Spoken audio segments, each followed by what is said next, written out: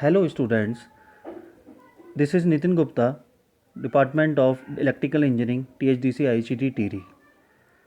In this lockdown period, I hope all of you are stay at home and you all of you are safe at home. Today, I will discuss about the topic of voltage regulation of single phase transformer. This is the voltage regulation. So it is the change of the voltage when we are changing the load at a single phase transformer. So we will change the load from no load to full load. So we can say that this term is used to identify the characteristics in a transformer with the loading, and it is the arithmetical difference in the secondary terminal voltage, that is no load. What is the mean of the no load? That no current is flowing through the load.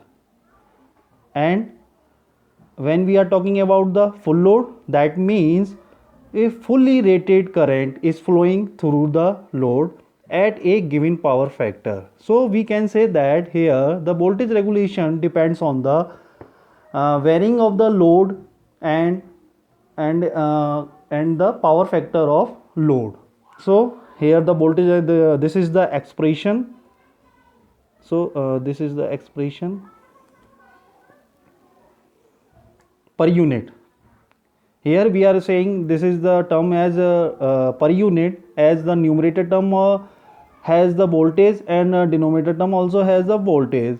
When V1 is constant, that means the supply we are connecting at the primary side, this is constant, then we can calculate the voltage regulation, and it is the arithmetical difference of no load to full load. No load to full load. So this is the arithmetical difference. As we can say that we are taking the this term, no load term, no load at the no load voltage will be higher than the fully loaded voltage. So this is the arithmetical difference. And when we are talking about the percentage value, then percentage here 100%. So when we are talking about the calculation of voltage regulation, here I mentioned here these are the steps, and this is the voltage when we are talking about the calculation of voltage regulation. So here we draw the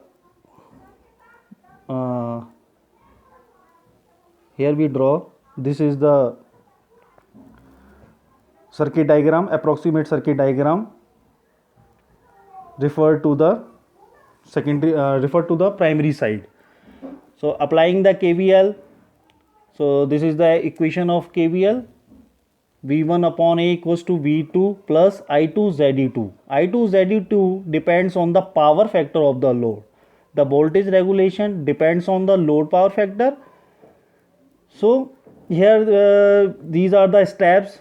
In the step 1, we have taken V2 as a reference phasor. As you all of you know about that, this is the reference value. So here V2 equals to V2 angle of 0. So step 2, write I2 in phasor form. Phasor form, we are taking the value of the phasor form of the current which is flowing in the secondary side. We can say that it is flowing through the load. When we are talking about the lagging power factor, that means the angle we are when we are taking the angle as a lagging. So here the value of the angle power factor, this is the minus phi 2. So here it will be the value equals to I2 cos phi 2 minus j I2 sin phi 2. So okay. So these are the other values for leading power factor and unity power factor. Step 3 here, this is the calculation of ZE2. ZE2 is the effective impedance. When we are taking the impedance, that means resistance and the reactance.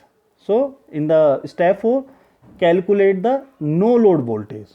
So when the load is not connected across the load, it is the condition called no load voltage. So the V2 and L equals to V1 upon A.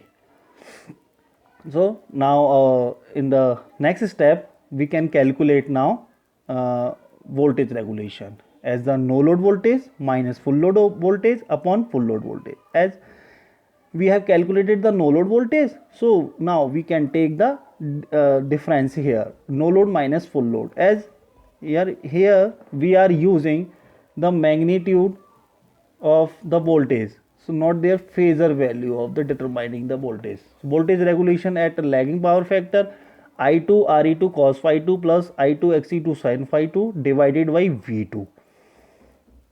Okay, so further we can calculate the leading power factor, I2 Re2 cos phi 2 minus, here the value it is coming here minus term, minus term comes in the leading power factor, and the voltage regulation at the unity power factor, this is the term.